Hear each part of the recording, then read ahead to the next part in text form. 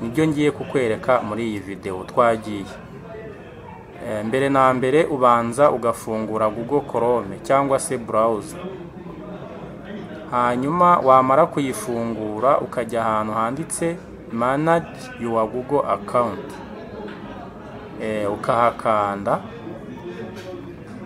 Hanyuma yamara gufunguka ukajya ahantu handitse security.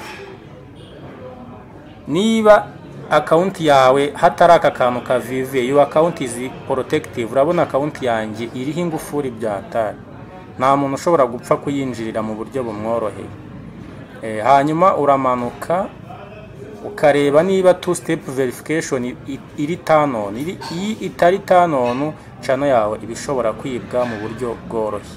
Urabona ko two step verification turned on. Aha rero ibi nibyo bintu usuzuma. Niba channel yawe idafite turatuntu, umenye ko channel yawe isaha n'isaha ushobora kubyuka ugasanga bayibye.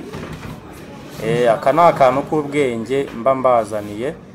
Hari icyo ushaka kumbaza cyangwa wifuza ko hari icyo nagufasha ku bantu baba muri Kigali, ushobora kwandika muri comment ndazisoma, hanyuma tukareba ukuntu twahuza nkagufasha.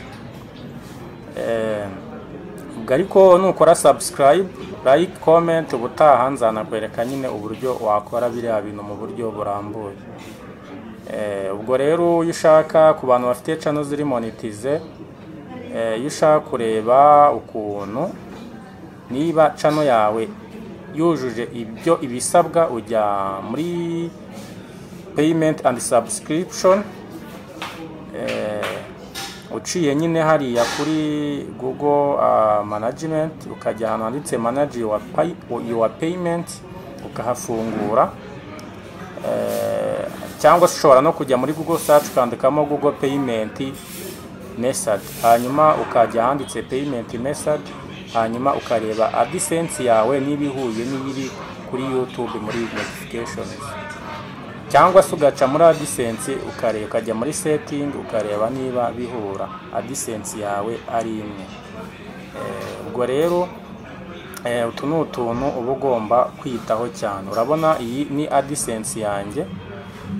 Hanyuma ushobora no kureba address cyangwa imyirondoro yawe niba warayujuje neza unyuze hari. Usanze hari ikosa wakoze, ushobora kujya ahantu handitse close AdSense, ukongera ukaya-updatinga bundi bushya.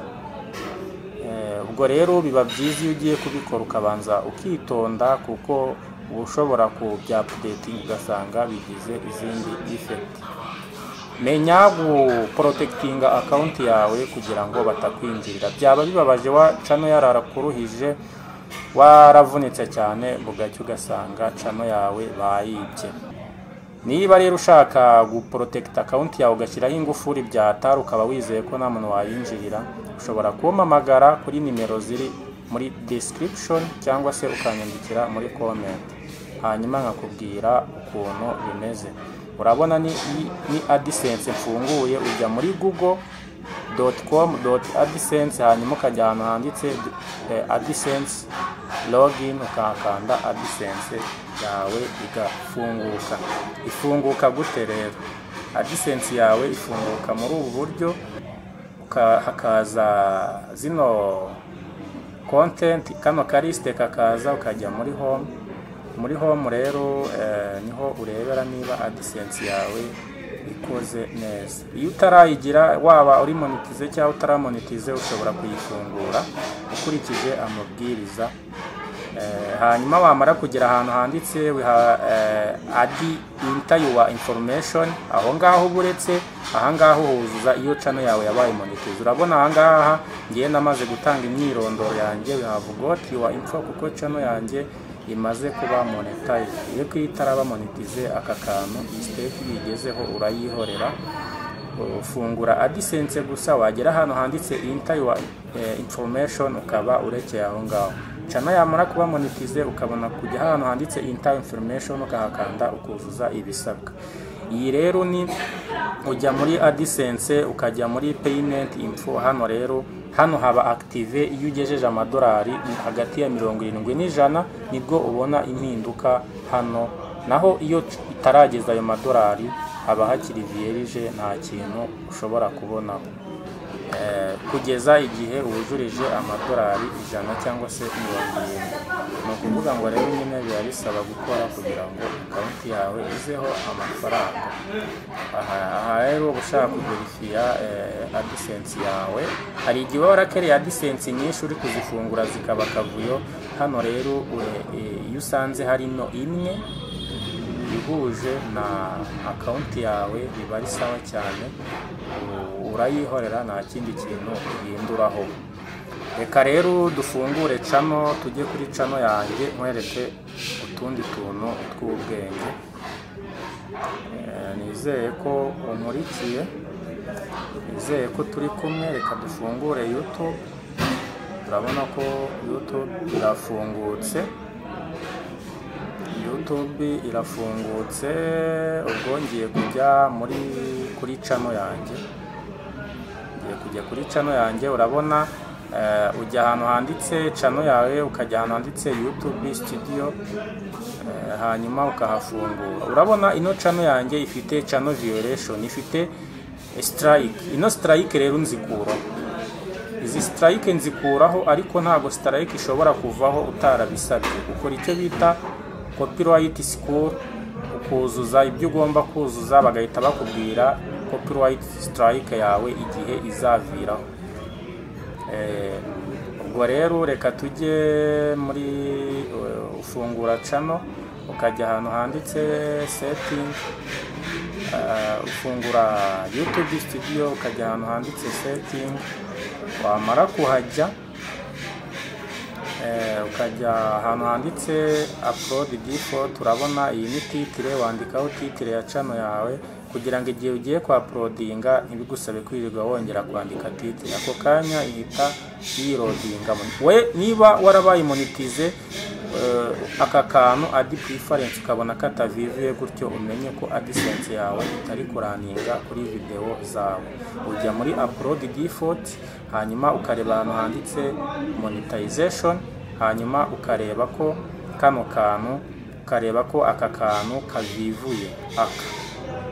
iyo usanze katavivuye, iyo usanze katavivuye, hanyuma bisaba kukavivura kugira ngo AdSense yawe ibashe kugira gute, ibashe gukora neza.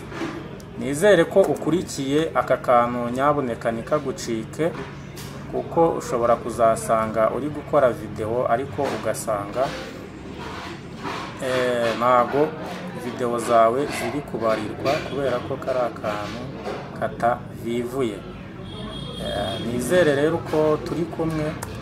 ubwo rero iyo umaze gukora ibingibi, gusuzuma ibingibi, ujya ahantu handitse twari turi muri basic intro, nibyo twari turi kugenzura. ujya kuri description ukandikamo, uciye muri setting description ukayandikamo. hahandi ugiye kwa uploadinga video, description bitagutwara umwanya munini wongera kuyandika, ihita yizanamo. ariko iyo utaciye muri setting ntabwo byakunda. setting rero ya channel ibigizwe n'utuntu twinshi tugiye dutandukanye. urabona ko hano handitse permission for Kasiku TV. hano rero iyo channel yawe ifite ibibazo, umuntu umwe expert cyangwa usobanukiwe ibya channel, ujya hano handitse manager. hano hejuru kuri email ushyiramo email ya wa muntu ushaka kugufasha gukemura ikibazo kuri channel. warangiza ukajya hariya handitse hano handitse manager, ukahakanda. wamara kuhakanda hanyuma ugahita uha uburenganzira wa muntu ugiye kugufasha gukemura ikibazo kuri channel yawe. channel yawe ari kuyikontorora, ariko nta kindi kintu aba yemereye guhinduraho. ni system ya YouTube rero yashyizeho ifasha kugira ngo abantu bashe guhanahana channel. ufite ikibazo afashe mugenzi we kugikemura, ariko nta kintu bihungabanyaho channel. iyo amaze kugukemurira akabazo runaka, wamuhaye uburenganzira kuri channel yawe, ujya ahantu handitse remove access, hanyuma ugahita ugarukana channel yawe Ibi bintu rero nagira ngo nkubwire ngo ushaka kubimenya mu buryo burambuye wanyandikira cyangwa ukambaza nkakubwira ukuntu wajya ubikora. Hano rero uba ushaka guhindura location igihugu channel yawe iherereyemo, uba ushaka guhindura location y'igihugu channel yawe iherereyemo, ucanaho muri setting ukajya muri country of residence ugahitamo igihugu ushaka. Nizere rero ko mwankurikiye wamenye utuntu twinshi. Niba ushaka kumenya ibintu bijyanye na channel byinshi ushobora kunyandikira nkagufasha channel yawe ukagira channel wizeye neza ko yujuje ibisabwa, kugira ngo ukore ufite icyizere ko nawe ushobora kurya ku mafaranga ya YouTube. Urabona ko account yanjye rwose nta muntu ushobora kuyinjirira uko yiboneye, ntago byapfa kumworohera. Naragiye nshyiramo ingufuri, nshyiramo ibintu byinshi bitandukanye. Ubwo rero nizere yuko urabona ko two step verification itaninze on. Utu tuntu ugomba kutwitondera cyane mbere yuko nsoza. Utu tuntu ugomba kutwibandaho. Niba utazi uko bikorwa nyandikira muri comment ngufashe, naho ubundi channel yawe iri mu mazi abira. Njye nari Yusufu Mugwaneza, nizere yuko wakoze subscribe kugira ngo ubutaha njye nkugezaho utuntu tw'ubwenge nk'utu ngutu. Maze iminsi mbereka video z'ukuntu ushobora kuzamura channel yawe wifashishije application yitwa VIDQ. Ugiye kuri channel yanjye iyi application iyo video uhita uyibona. Nanaberetse ukuntu ushobora gushyira video za playlist kuri YouTube kugira ngo zibashe kurebwa cyane. Ngenda mbereka utuntu twishi dutandukanye. Uyu munsi rero nabatunganyirije video ikwereka ukuntu ushobora kurinda account yawe kugira ngo hatagira umuntu uyinjirira. Ibi bintu ahanini birareba abantu baba content creator bakoresha YouTube. Hahandi ushobora kubyuka ugasanga channel yawe bayibye. Niba rero channel yawe idafite ibi bintu, umenye yuko iri mu marembera. Ese ibintu channel yawe ugomba gusuzuma ukareba channel yawe niba idashobora kwibwa hakiri mu maguru mashya.